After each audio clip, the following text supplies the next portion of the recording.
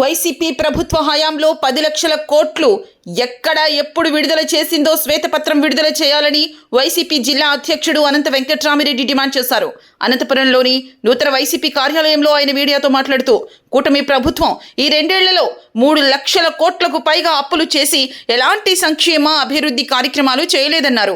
గత వైసీపీ ప్రభుత్వంలో 2 ఏళ్లు కరోనా ఉన్నప్పటికీ చేసిన అప్పు 3,32,000 కోట్లు మాత్రమేనన్నారు.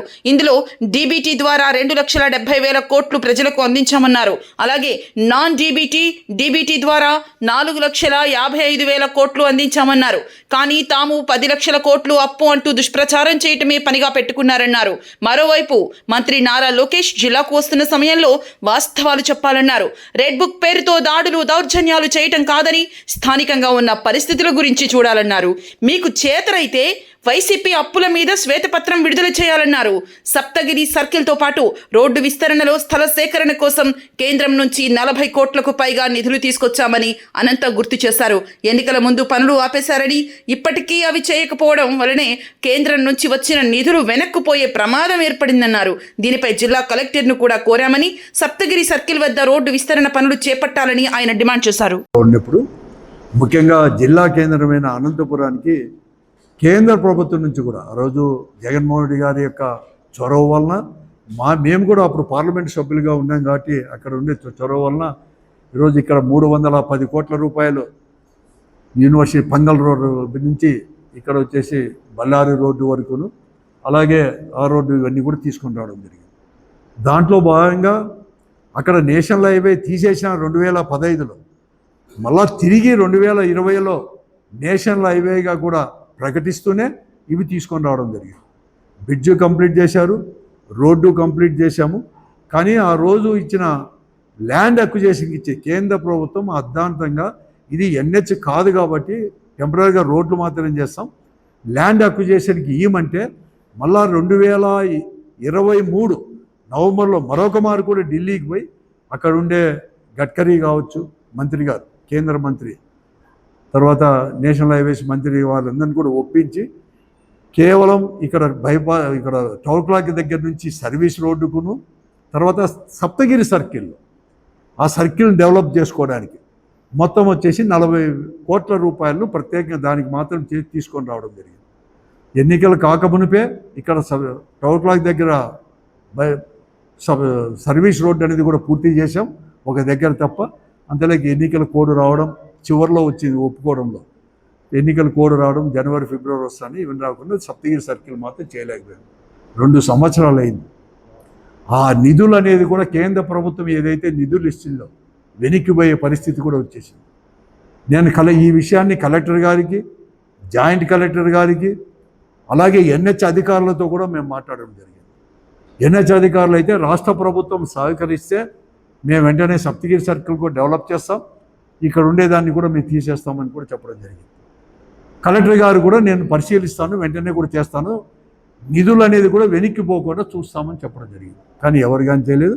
నేను అందుకోసమే ఈ రాష్ట్ర ప్రభుత్వాన్ని నేను అడుగుతున్నాను, కలెక్టర్ కానీ, ముఖ్యంగా జాయింట్ కలెక్టర్ కానీ, ఎన్హెచ్ అధికారులకి నేను కోరుతాను, ఉండిన నిధుల్ని సద్వినియోగం చేసుకోండి. ఎందుకంటే మీరు ఇంతవరకు నిరుద్యోగ వృత్తి ఇస్తామన్నారు, 3,000 రూపాయలు నిరుద్యోగ వృత్తి ఇవ్వలేదు. తర్వాత 18 సంవత్సరాల నిండిన ప్రతి మహిళకు కూడా మీరు 1,500 రూపాయలు ప్రతి నెల కూడా పారితోషికం ఇస్తామన్నారు. ఇంతవరకు కూడా అది కూడా అమలుపరచలేదు ఈరోజు కూడా. కానీ అభివృద్ధి కార్యక్రమం కూడా ఎక్కడ కానీ లేదు, ఈరోజు లేదు. పోతే పోయిన రైతుల కన్నా ఏమన్నా చేశారంటే విత్తనకాయలు కూడా సరిగ్గా ఇవ్వలేని పరిస్థితుల్లో ఈరోజు కూడా ప్రభుత్వం కూడా ఉంది. ప్రాజెక్టులన్నా కూడా వెనుకబడిన ప్రాంతాలకు ఇక్కడ కావచ్చు, ఉత్తరాంధ్రకు కావచ్చు ఉండే ప్రాజెక్టులు కూడా, నీటి ప్రాజెక్టులన్నీ కూడా పూర్తి చేసి పూర్తి ఫలితాన్ని కూడా అందిస్తారు అంటే ఇంతవరకు కూడా దాని గురించి కూడా మరి ఇక్కడ ఊసేయలేదు ఎక్కడ కానీ, ఉత్తమ మాటలకు మాత్రమే పరిమితమైనారు. కానీ ఈరోజు కేవలం వైఎస్ఆర్ కాంగ్రెస్ పార్టీని విమర్శించడం, లేకపోతే వైఎస్ఆర్ కాంగ్రెస్ పార్టీని మాత్రమే విమర్శించడం, 10 లక్షల కోట్లు అప్పు చేశారని చెప్పేసి లేనిపోని ప్రచారం చేసుకునే తప్ప మీరు అందరూ కూడా ఇంతవరకు కానీ ఏం చేయలేదు. నేను అందుకోసమే ఈరోజు చెప్తున్నాను, మేము 10 లక్షల కోట్లు అప్లై చేసినామని అంటున్నారు కదా, శ్వేతపత్రాన్ని విడుదల చేయండి. ఏ సంస్థ నుంచి జగన్మోహన్ రెడ్డి గారు ముఖ్యమంత్రిగా ఉన్నప్పుడు ఏం తీసుకొచ్చాం 10 లక్షల కోట్లని? ఈ పొద్దు మీరు తీసుకొచ్చి మేము చెప్తాను, 3,61,000 కోట్ల 55,000 రూపాయలు కూడా ఈరోజుకు మీరు తీసుకొచ్చారని చెప్పి మేము చెప్తా ఉన్నాం. దాన్ని ఏం చేశారో కూడా మీరు శ్వేతపత్రం ప్రకటించండి అని చెప్పేసి కూడా మేము వైఎస్ఆర్ కాంగ్రెస్ పార్టీ తరఫున మేము డిమాండ్ కూడా చేస్తాము ఈరోజు. అంతేకాదు ఈరోజు ఆ రోజు జగన్మోహన్ రెడ్డి గారు ఏదైతే చేస్తున్నారో ఆ సంక్షేమ పథకాలన్నీ కూడా తీసుకొని రండి. ఆరోగ్యశ్రీ అనేది కూడా నీరు గారిపోయింది. ఈ పొద్దు ఆరోగ్యశ్రీ నెట్వర్క్ హాస్పిటల్స్లో అందరు కూడా 100 కోట్ల రూపాయలు ఈరోజు కూడా కొన్ని హాస్పిటల్కి అయితే 100 కోట్ల రూపాయలు ఈ రాష్ట్ర ప్రభుత్వం అనేది కూడా బకాయి కూడా పడింది. ఈరోజు ప్రైవేట్ హాస్పిటల్ అంటే నెట్వర్క్ హాస్పిటల్కి పోతే పేషెంట్స్ కానీ ఎవరు కానీ ఈ రాష్ట్రంలో ప్రజలు, నేను అనంతపురంలో ఎంతోమంది కూడా మా ఇంటి దగ్గరికి కూడా వచ్చిపోతున్నారు, ఆఫీస్ చుట్టూ కూడా తిరిగిపోతున్నారు. ప్రైవేట్ హాస్పిటల్లో మాకు ఆరోగ్యశ్రీ ఫీ ఇవ్వలేదు కాబట్టి సరైన కూడా అమౌంట్ చేయలేదు కాబట్టి మేము ఇంతవరకు మీకు కూడా చూడము అని చెప్పేసి కూడా ఈరోజు కూడా చెప్తా ఉన్నారు.